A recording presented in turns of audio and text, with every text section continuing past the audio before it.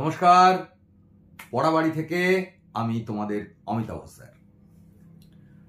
আগের যে ভিডিওগুলো আমি আপলোড করেছি তোমরা দেখেছো যে ফার্স্ট মডিউলের ফার্স্ট চ্যাপ্টারের উপরে আমি ভিডিও আপলোড করেছি।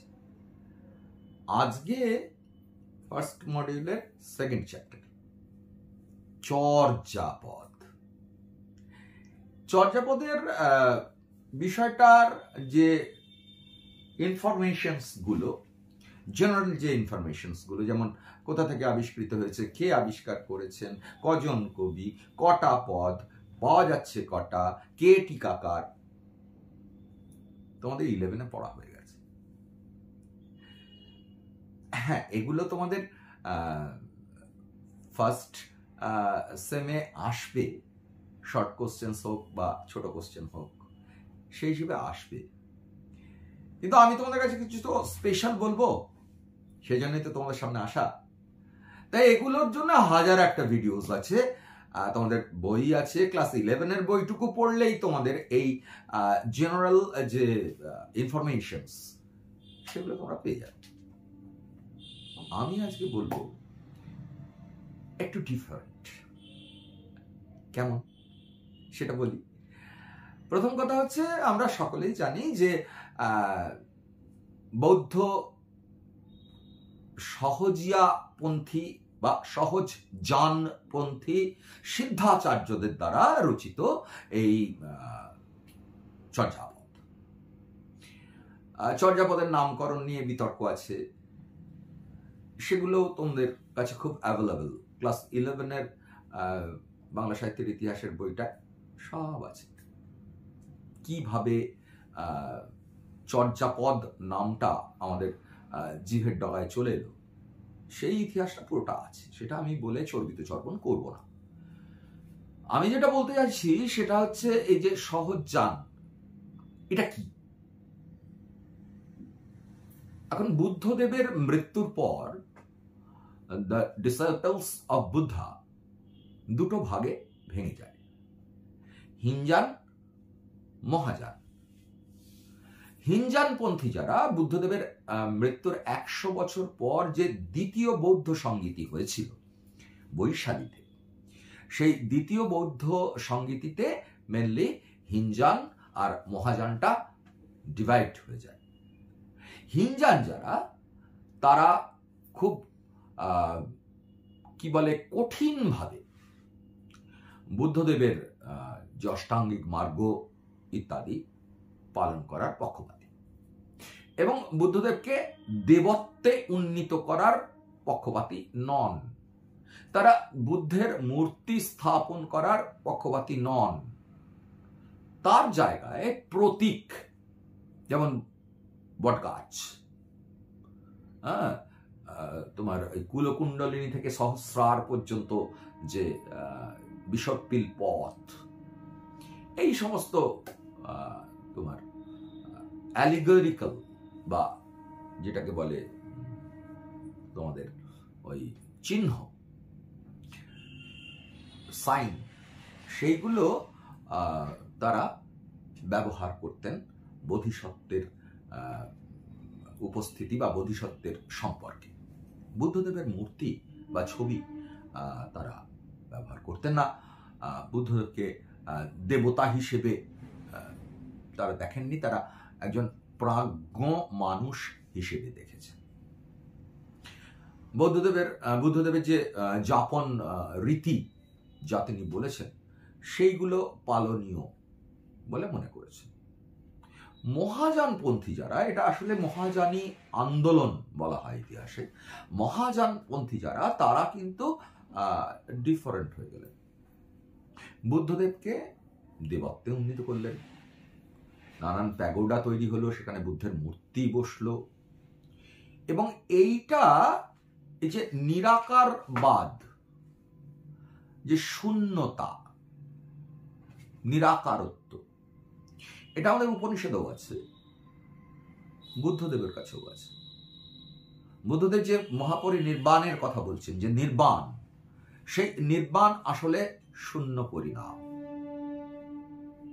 এই শূন্যের সাধনা বুদ্ধদেব করেছেন এবং বলেছেন অঘোর হতে।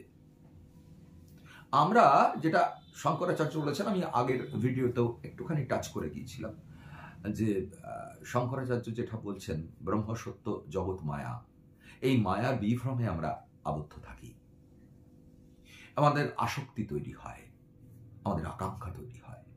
বুদ্ধদেব বলছেন যে না, মানে আকাঙ্ক্ষাই হচ্ছে মানুষের দুঃখের মূল কারণ। তাহলে অনাকাঙ্ক্ষিত হতে হবে, মায়ার জট ছাড়িয়ে ফেলতে হবে, মায়াতীতে উন্নীত হতে হবে, এই ঘোর থেকে বেরিয়ে আসতে হবে, তবেই তুমি অঘোর বা অঘোরই হবে। এবং তার জন্য এই অষ্টাঙ্গিক মার্গ ইত্যাদি বলা। মহাযানীরা কিন্তু বুদ্ধদেবকে ভাঙিয়ে, বুদ্ধদেবকে তোমার করে দেবতা রূপে দেখে তার মূর্তি টুর্তি বানিয়ে ঢাক ঢাক বাজাতে লাগলেন। তো এই মহাযান পন্থীদের মধ্যে আবার ক্যালোর ব্যালোর শুরু হয়ে গেল। সেই ক্যালোর ব্যালোর থেকে বজ্রযান, মন্ত্রযান এবং সহজযান, এইসব বিভাজন হলো। কোন সময়টায় হলো না, ওই মৌর্য সাম্রাজ্য পতন এবং গুপ্ত সাম্রাজ্যের যে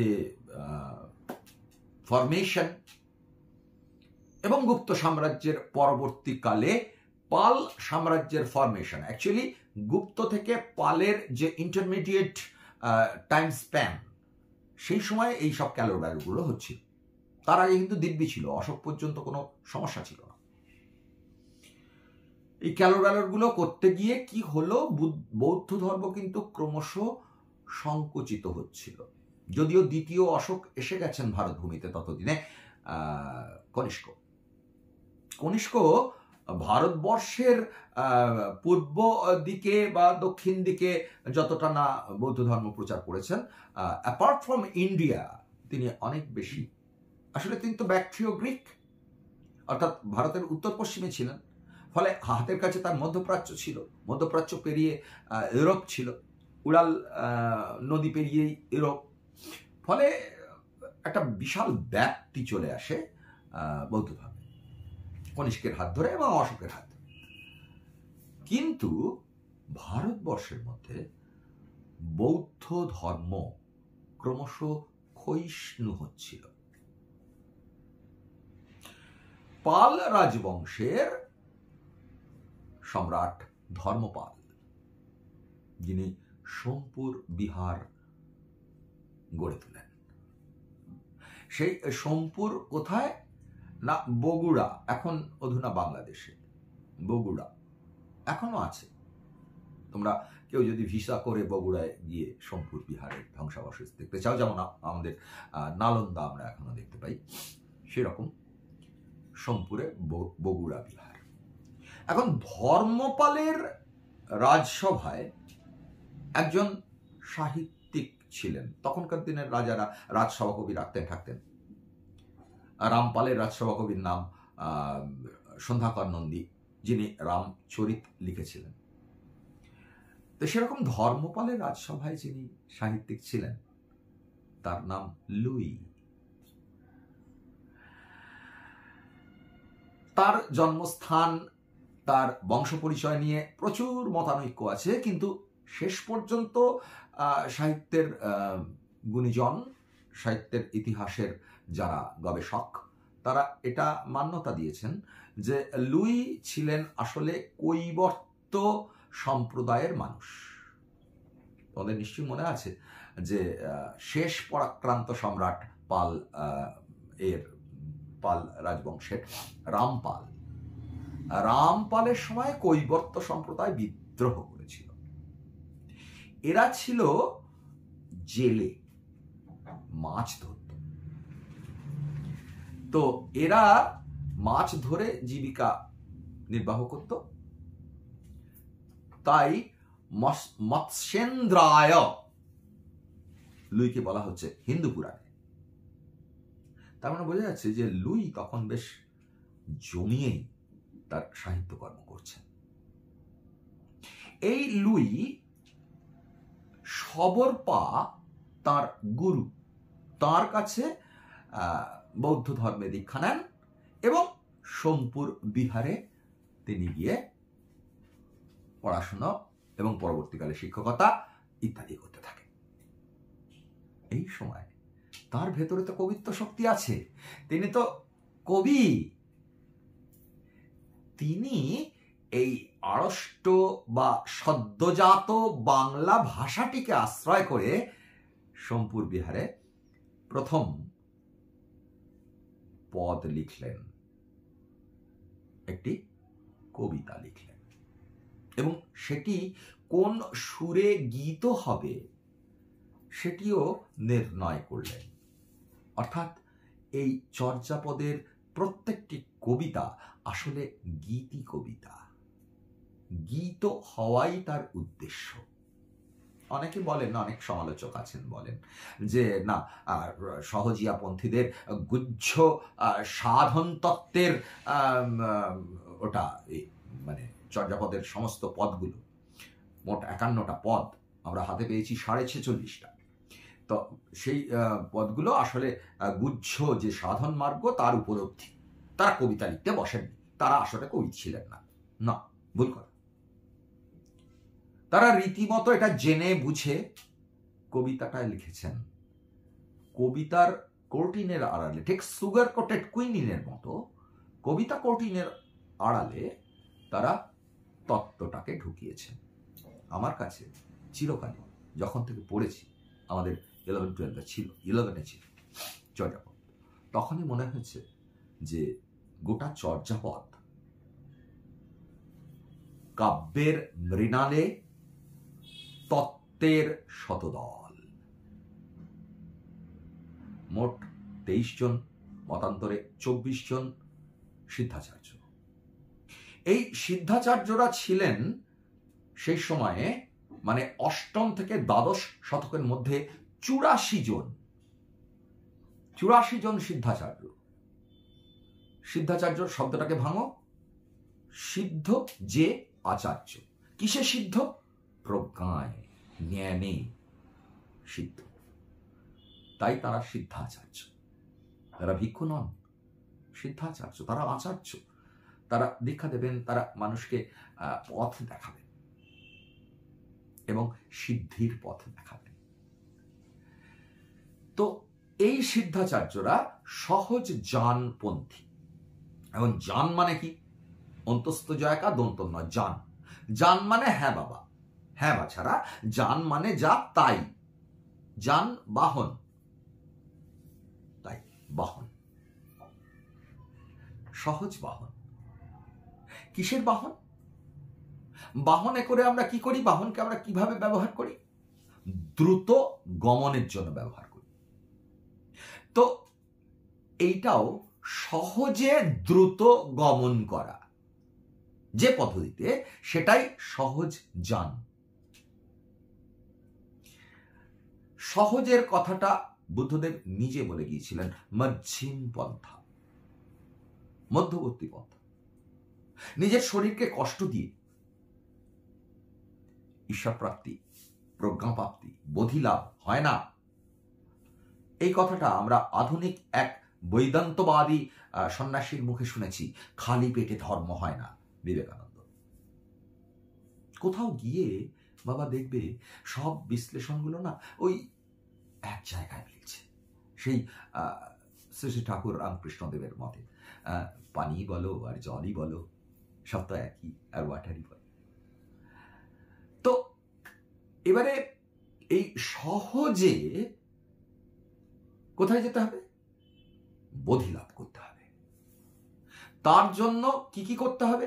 শরীরকে কষ্ট দেওয়া চলবে না, শরীরকে সুস্থ রাখতে হবে। তার জন্য কি করতে হবে? ব্যায়াম করতে হবে। এরা কোন ব্যায়ামের সাহায্য নিলেন? হাত বাড়ালেন কোথায়? পতঞ্জলির দিকে। যোগাভ্যাস, যোগাসন, বিভিন্ন মুদ্রার অভ্যাস, শ্বাসবায়ুর চলনের অভ্যাস, যাতে শরীরটা ফিট থাকে, এই হচ্ছে সহজ্ঞানের মূল কথা। তো এই সহজ্ঞানপন্থী মোট তো বললাম 84 জন ছিলেন সিদ্ধাচার্য ওই 8ম থেকে দ্বাদশ শতকের মধ্যে। এবার লুই পা ছিলেন ধর্মপালের সমসাময়িক, মানে ধর্মপালকে আমরা পাচ্ছি 700 শতক থেকে 7ম শতকের শেষ থেকে 8ম শতকের মধ্যবর্তী পর্যায় পর্যন্ত। এই জন্যেই মোহাম্মদ শহীদুল্লাহ সাহেব তিনি 8ম শতক থেকে দ্বাদশ শতকের মধ্যে চর্যাপদগুলি লিখিত বলছেন। আমাদের অন্যান্য লার্নেড যে সমস্ত পণ্ডিতবর্গ আছেন তারা 10ম থেকে দ্বাদশ বলছেন, শহীদুল্লাহ কিন্তু ঠিক বলছেন। কারণ ওই সোমপুরী বিহারে লুইয়ের মুখ দিয়ে বা লুইয়ের কলমে যে প্রথম চর্যাপদের কবিতাটি রচিত হয়েছিল সেটি কিন্তু 8ম শতকেই। আজ এই পর্যন্ত থাক। কোন কোন পদ কে কে করেছেন, লিখেছেন এবং কোন কোন রাগে লিখেছেন এর পরবর্তী ভিডিওতে আসছে। আর ডাটা পিটিয়ে দিই, ওটা তো পেটাতেই হয়, সেজন্যই তো নেমেছি। এটা তো আসলে আমার শোকেস দর্শন। গোডাউনটা আছে এই নম্বরটায়। আমি শোকেস দেখিয়ে দিলাম দোকানদারি, আর গোডাউনটায় ঢোকবার জন্য বা গোডাউনে কি কি মালপত্র আছে সেটা পরিষ্কার জানার জন্য এই হোয়াটসঅ্যাপ নম্বরটা, note it down and contact me. শুভরাত্রি।